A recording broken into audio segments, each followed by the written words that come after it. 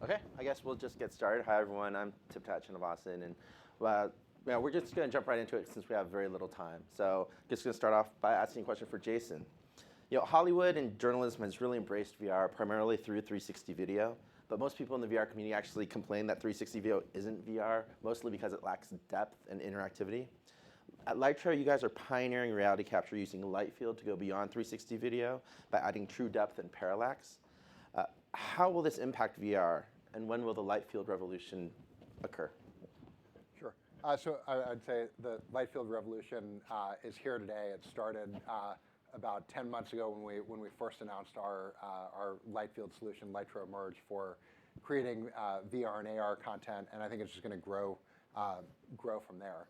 I think that what we're seeing in general in VR today is where people talk a lot about are we at the first iPhone stage of VR? Kind of heading to the iPhone 4 to use another technology paradigm. I think really where we are is sort of somewhere between the Apple II and the iPod era, and what I think you'll hear from all of us is that there's a lot of amazing stuff happening in consumer devices, in infrastructure, and content, but we're just at the beginning of the journey. Okay. Excellent. As long as we're not the Newton. That's okay. So Eric, earlier this year, Mark Zuckerberg said VR is going to be the most social platform. You have more expertise than just about anyone about how people behave socially in VR with the open beta of Altspace. What are some of the things you have learned since more and more users have adopted VR? And how is social in VR going to be different than social in mobile and social in desktop? Yeah, I think the answer to that's probably useful to provide a little context on what socialization in VR means, because I think often people hear this term social VR and they think about your Facebook feed flying at you in 3D or your tweets kind of as birds fluttering into the wall or something. What we're really talking about is people communicating in a virtual space. So putting on one of those headsets like you saw in the video and looking around, and there's a whole bunch of other people with you, even though physically you might be sitting in your house or in your conference room by yourself, but to your subconscious mind, you're now in a room full of people that you can talk to and interact with. So I think when a lot of people have a view of that interaction, and it kind of the initial views kind of bifurcate to two camps. One is around really specific use cases, right? Like I'm going to put on this headset so I can go to a conference in VR. And another area that people tend to think about is, well, I want this kind of sci-fi future of putting on a headset and being in some new virtual world and meeting lots of people and contiguous open spaces. I think the interesting thing, probably the most interesting thing that we've learned, is that neither of those conceptions are really close to reality right now. And by that I mean that the challenge with the first use case of, say, throwing this conference in virtual reality is that basically none of you have headsets. And so it would be logistically impossible to do something as specific of a use case as going to a conference. Now, this sort of thing happens all the time in like the right spheres. Like the other day, HTC threw a Vive accelerator conference in Altspace. And that was really cool because all of the people actually had HTC Vives, right? So they all had headsets. But had we done something a little more generic like this, where VR is one part of the track, it wouldn't have worked. And so those very specific use cases we think are going to take a larger penetration of hardware in the market, and goes back to where we are in that hardware rollout. And then that second thing, this sort of guided by science fiction I read in the 80s or 90s view of the world, those use cases are just really pretty awful for most people. The idea of kind of popping into a virtual space with a crowd of people that you don't know for no particular purpose is not really that interesting or useful for most people. So there are folks, of course, who want to go to any new place and meet new people, but in general, we want to find things to do with people that we know. And so we've really, I guess the biggest thing we've learned is that we need to sort of guide what social VR, what communication in VR is, towards a path where eventually it'll be with your friends and your colleagues interacting, but deal with the reality that right now there's just no hardware out there to do it with. Excellent. Okay. So Ryan, as a fellow investor in VR, what do you think are some of the most immediate market opportunities for VR right now, and how does that change in the future, especially thinking from your global perspective? Right. Yeah. So I think to answer this question, first of all, I think one important concept to understand is that although there are a lot of buzz around VR these days, if we dig deeper into VR and if we are inside this industry, we know that the industry as of today is a very tiny industry at this point. and we are still years away until we get to a point where I call this, which is a tipping point, when VR has become adopted by the mass consumer market. And I think right now most of market opportunities at this point is on the enterprise side. Those B2B type of applications, use cases, using VR for real estate, using VR for architecture, for healthcare solutions, etc. And at this point, I also see some monetization opportunities for virtual reality in terms of using VR as a servicing or agency type of model. For example, you build the middleware and you have some kind of enabling technologies, and you can buy licensing this kind of technologies or providing a service to make money. And I think post the tipping point, definitely all the platform players have the opportunity to become the YouTube for VR, become the Netflix for VR in the future. And I think post tipping point, this kind of platform players will go strong when VR has been adopted by the mass consumer market. Also, on the tipping point, I think definitely a lot of killer use cases and killer apps will have a exponential growth during the tipping point. And I think on the global scale, it's extremely important to see how the Chinese market have been impacting the paradigm. So in China, the manufacturing power, we all know, it's very strong. And going forward, all the HMDs will become commodities, and eventually all the enabling technology will become commodities as well. So I think going forward, there will be a paradigm shift in the VR AR industry that is going to shift from the Western world all the way to the Eastern world. So one of the most interesting things is, like, right now we're actually have 3 major headsets that are available. We have the Samsung Gear that was released last year, the consumer edition. We have both the HTC Vive and the Oculus Rift consumer editions. And then a month from now, we're going to see the Sony PlayStation VR, and Google Daydream be launched out to the masses. So consumer VR is here. It's not mass adoption yet, but now it's out here. So of these major VR consumer platforms, who do you think are, and this is for everyone, who do you think are the likely winners and losers by the end of 2016, and how will that change by 2017? Sure. So I think that in 2016, the kind of late 2016, the 2 breakout success stories are going to be PlayStation VR from Sony and Daydream. And I think PlayStation VR, because the PlayStation 4 has a 50 million unit installed base. If you look at kind of the completeness of their offering, the price point that they're going in at, and the set of titles that they're going to have at launch, I think it's going to eclipse anything that Oculus and Vive have done to date. So I'm super excited for that. And then I think that if you look at what Google's doing with Daydream, they're sort of taking the foundation that Samsung built with Gear VR, and they're extending it to every player in the Android ecosystem. So I think those are the 2 guys to watch, and I think that the interesting question as we get into 2017 is, will HTC and Oculus have an appropriate response, or do those 2 guys, do Sony and Google really start to run away with the consumer part of the market? Yeah, and I think that delta between where we are today with the 3 headsets on the market and where we maybe find ourselves in 6 or 9 months with the launch of PSVR and Daydream, it can't really be understated. So to put some numbers on what Tipatat said about those 3 headsets out there, the public data that suggests, and we have no private data that I can share, but that I have, the public data suggests that there's roughly 1 million Gear VRs out there, and there's about 100,000 each of the HTC Vive and the Oculus Rift.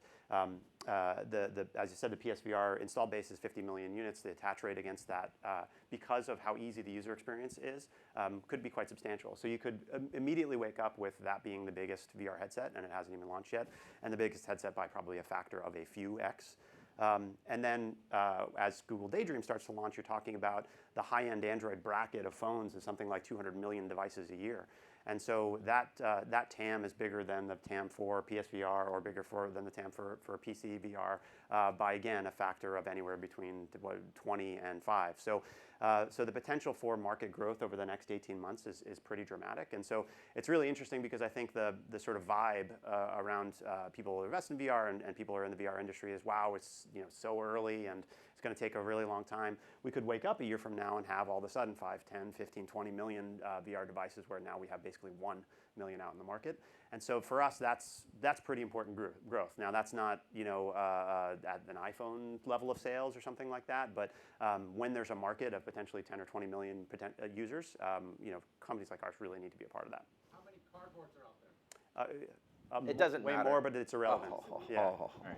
No, I mean I can kind of comment on that. So looking at data again. So another thing people often underestimate is the delta between the experience on a high-end mobile, like a Gear VR and Google Daydream will be, and a cardboard. Average session time on cardboard is probably something like 30 seconds that people spend, whereas you look at the average session time on Gear VR, at least for our app, is about 20 minutes, and I think there are other apps that are higher. And so there will be things that people will do on things like Google Cardboard. 360 video is a really good example of what will work well there. But by and large, it's not going to be something people spend a lot of time with.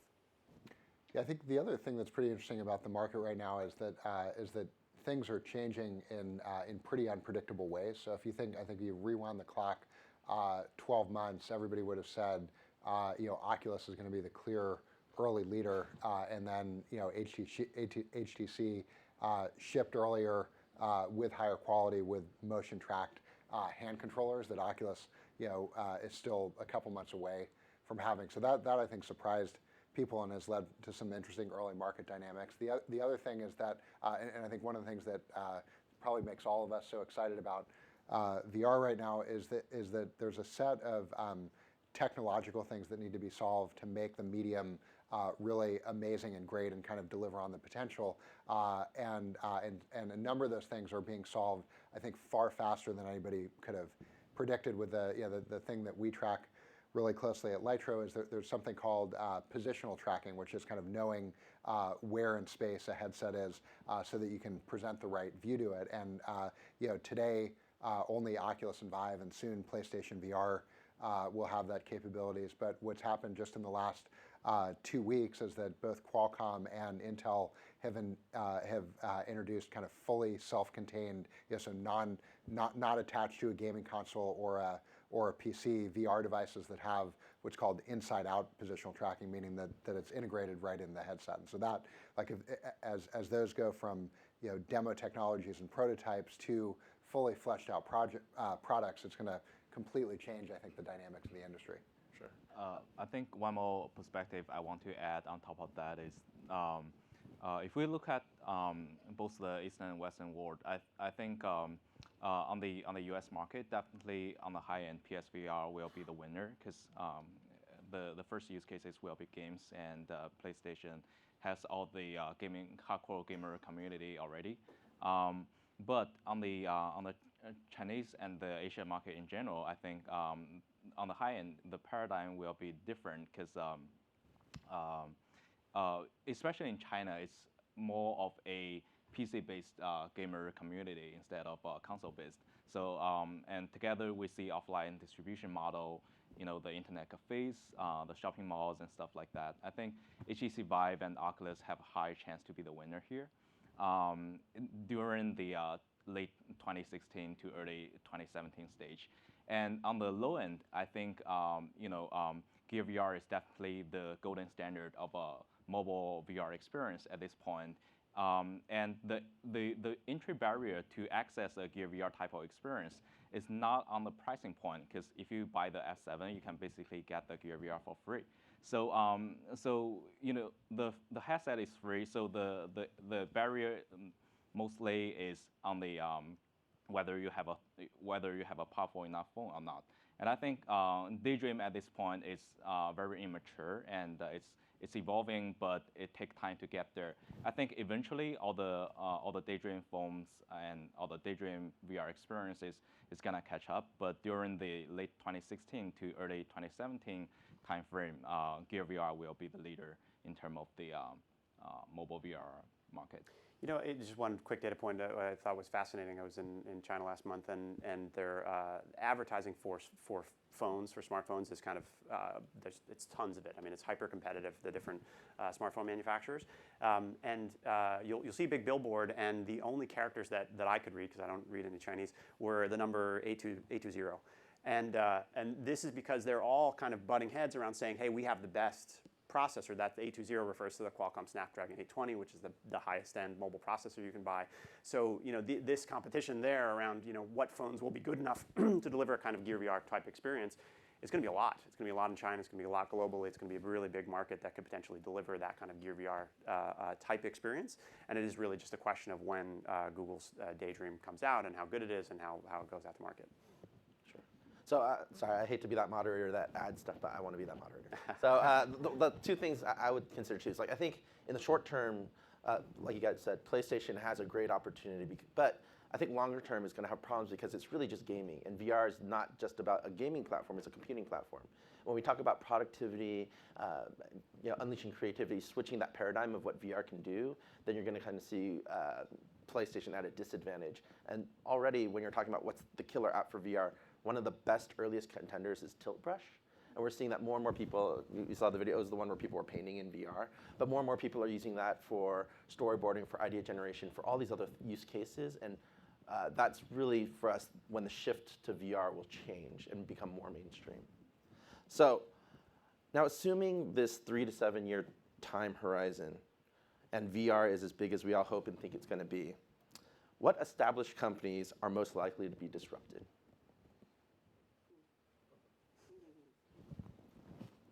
This was actually your question, Jason. So That's why I'm holding off on answering. Okay, I'll go first. So look, I think that I think there are a couple of things that are pretty clear. So one is that kind of all the traditional media companies, from Hollywood studios to cable networks to even people like Netflix and Amazon Video, they have a huge opportunity in VR because there's no standards, there's no incumbents. A lot of the restrictions around content and distribution that exist in established media today don't apply in VR. So I think there's an opportunity for some select group of those companies to jump on the new medium and establish a huge franchise there. But kind of if history tells you anything, none of them will do it, right? I mean, they were all very late to the internet and ended up having to buy their way into it. So I think that'll be interesting to watch. I think that the other thing that will be fascinating is if you look at the big game publishing companies, so EA and Activision in particular, the way they think about their business is that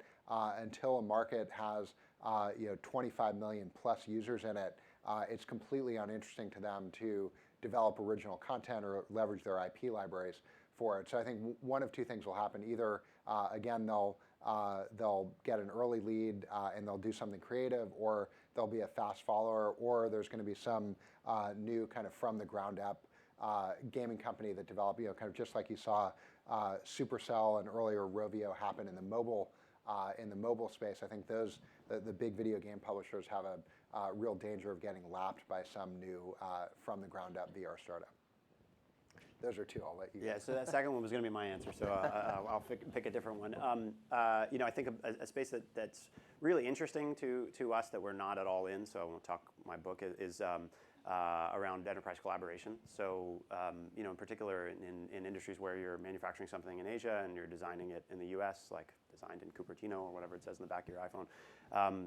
Those businesses tend to have lots of people who spend a lot of time on planes back and forth between the two, and because of time zones, the meetings and on the phone are really not that productive. And when you really need to just stare at stuff and look at schedules, look at charts, look at prototypes, that's hard to do on video conferencing. It's hard to do on phone calls. So what we think is going to be really, really interesting is that idea of, can you save those people some portion of their travel time, some portion of their time that they would spend in those other countries, because I'm sure we have a bunch of people in the room who are traveling from Asia or Europe, and it's hard on your body, it's hard on your family, it's not a fun thing to do, generally speaking. And so if you can cut out some of that, I think it's really potentially a big deal.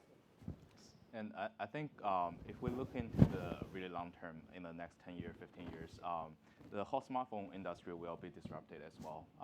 We already seen that HTC as a company have been shifting from just a smartphone company into a more virtual reality focused kind of company. And I think going forward, especially as more and more mature augmented device have been coming out of the market and going to consumers' hands, we can see that most of the use cases that's sitting on our smartphone today can be replaced by developing use cases and app through augmented reality devices and glasses. And I think eventually, mobile will become an old computing platform, and VR AR will catch up as a new mainstream computing platform. And at that point, I think the whole mobile market and the mobile industry will be disrupted. Sure. So one thing I'd add is even more so than that is not just mobile phones, but all displays could be disrupted, right? If we had, 10, 20 years from now, AR glasses that were light enough and all digital information was displayed at the destination, your eyeballs, then we wouldn't need any screens, we wouldn't need phones, TVs, projectors, or anything. And I think that's really the biggest disruption, and that's why companies like Magic Leap are able to raise billions of dollars, because that's what's at stake. So we should sort glass companies. Yes, TVs and all that other stuff. Yeah, Makes sense. it's all done. Okay, so we have just a little bit of time left, but now that we're starting to see some early data about consumption and usage, what are we seeing? How is that informing you? How is that changing your decision or some of these predictions that we made like a year ago, 2 years ago about the VR markets and the opportunities in VR? I'll start first. So I used to make a lot of predictions about when the tipping point will happen, that when VR and AR will become a mainstream computing platform, right? So I used to say, hey, it could be as long as 3 years, could be as long as 10 years, and I don't know where it falls in between the 3 years and 10 years, which is a huge gap. I think at this point, I'm a little bit I'm a little bit cautious at this point, so I'm more kind of leaning towards the 10 years. I think it's most likely it's gonna take like 6-7 years to eventually for VR to become a new computing platform that everybody will come back to it every day, and to develop a lot of use cases that's outside the gaming and entertainment use cases. Yeah, I don't know that I necessarily agree with that. I think the things we've learned over the last year, I think the market growth has gone largely as people expected. It's just the sentiment in the market that's changed about now in hindsight, we seem to have expected more than we're getting now, which is, I think, not generally speaking true. So, if we look at, again, kind of pick a parallel here, I think you're right that we're probably pre-iPhone, but let's just imagine that that's the metaphor as far as unit volume. This year is approximately going to be the unit volume of the iPhone's first year of launch, approximately, in VR. And the question is it going to grow at 3 or so X like the iPhone did next year? Yeah, probably. So I think it's easy to look at where we are and stand and say, gosh, it should have gone faster. It's hard to continue to look at the data and say, okay, are we going to proceed on the trajectory that more or less we imagined? And I think actually we kind of are more or less on that trajectory. I guess just because it's fun, I'll take the bear case on this. And I'll say, I think that what's going to happen is that come first quarter of 2017, we're going to enter the valley of disillusionment around VR. All the early excitement and hype didn't live up to it. Look at those low Vive and Oculus unit shipments. And I think that that's actually a good thing. So we've been in a very extended hype cycle around VR, just largely because the time between when the first products were announced and when they actually got into consumers' hands was longer than just about any new technology cycle. So you had an opportunity for sentiment and hyperbole to really build up around it, and now I think kind of reality will set in. I generally think that's actually a very, very good thing for the industry, because as you look at companies like Altspace and others that are doing like real important fundamental work in the space, it tends to be after the hype dies down that the real work starts and the really amazing things get built. So I'm personally looking forward to that. Okay, I think that's all the time we had, but sorry, there's no questions from the audience, but we'll be around afterwards, so come talk to anyone or all of us. Thank you so much, guys. This was fantastic, and thank you for having us. Wait, before I go, can we get one picture? Oh, One 360 VR picture to capture this moment forever. don't stand in the seam. Good. All right. Don't stand in the seam.